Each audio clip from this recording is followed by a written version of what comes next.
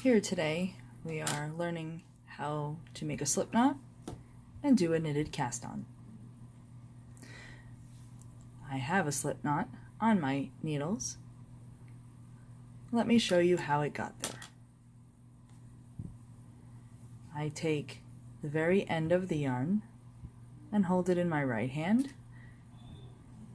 and stick out the index finger on my left hand. I then take the yarn and wrap it around my left index from front to back. I then use the middle finger and thumb of my left hand to hold the tail, keeping it nice and short. I'm going to take the loop that's connected to the ball that is now closest to the inside of my hand and cross it over the other loop. Then I will take the loop that is now closest to the back of my hand and pass it over the other loop and off my finger. At the same time, I'm raising my index finger and pulling down on the tail, and it tightens the knot. Let me do that again. We take the end of the yarn, hold it in the right hand, stick out the index finger of the left hand, take the yarn from front to back over the index finger twice,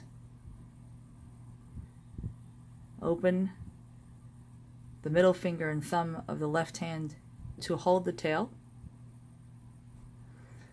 take the loop closest to the inside of your hand and pass it over the front loop,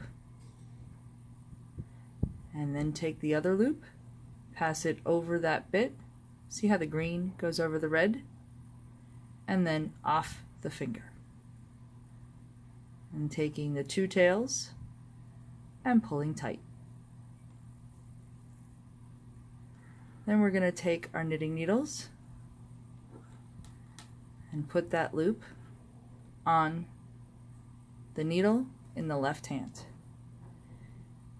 And you see the red side of the yarn is what's attached to the ball, and that's the side of the yarn we're going to pull to tighten the loop. We want to make the loop tight, snug, but not strangled. And then take the other knitting needle, and we're going to begin a knitted cast on.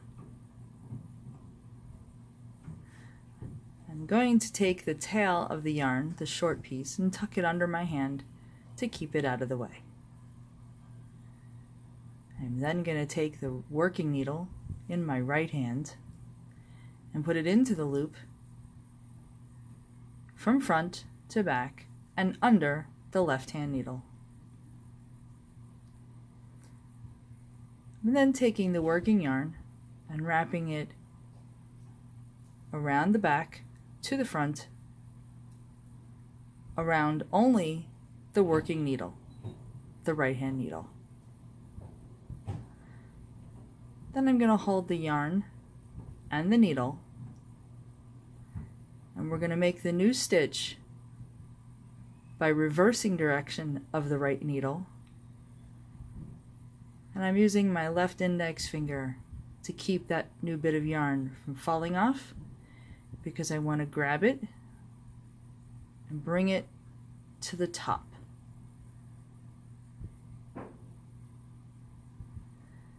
Then I'm going to make this new loop just big enough to make the letter T with my knitting needles, and swing the left needle in towards my thumb and into the loop.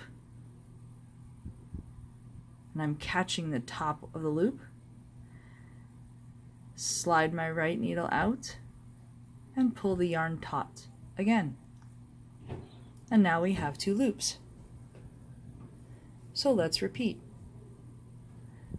The working needle in your right hand goes into the new loop from front to back and under the left-hand needle.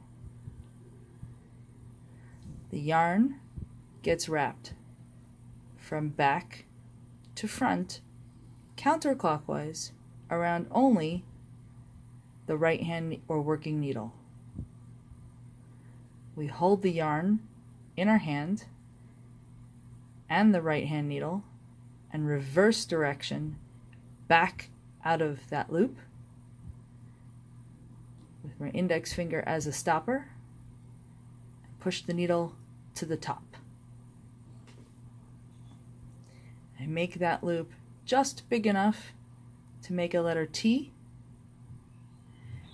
and swing the left needle to the inside between the two pieces of yarn and into the new loop, and simultaneously slide out the right hand needle and pull the yarn taut. One more time in slow motion. In through the front and under, yarn around the back, bring the new loop to the top, make it just big enough, and twist the left needle into the new loop and pull the right needle out and tighten the loop. I will now do this at a normal pace. Please keep in mind I'm doing it through the camera.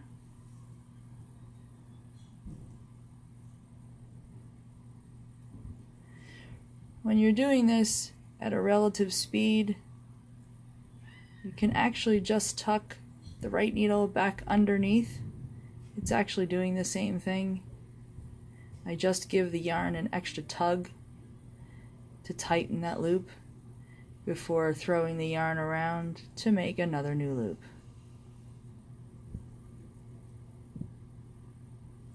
And this is a knitted cast on.